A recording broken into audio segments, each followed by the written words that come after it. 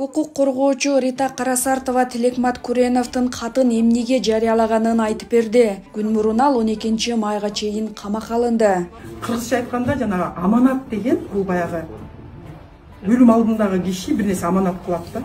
Анан 4 күндөн бери жок дегенден кийин баягы бир каты бар эмес беле деп элеп публикациялап койгон. Мен эч бир ойлогон эмесмин ошол бир ата-энесине болгон кат мени бийликти басып алууга бир кандай бир тутум түзүү ошо мынтип жазып коюптур. Ушул кат чыккандан кийин 7 дубан көчү бүт областтардын баары көтөрүлүп бийликти басмак экен да. Тейлердин соткасы боюнча да анан таң калып.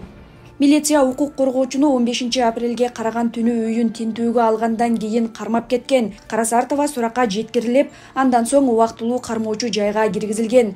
17 апрелге ууган түнү Свердлов райондук соту Карасартованын кармалышын мыйзамсыз, бирок негиздүү деп таап, аны 12 майга чейин ТИЗОго камоо чечимин кабыл алды.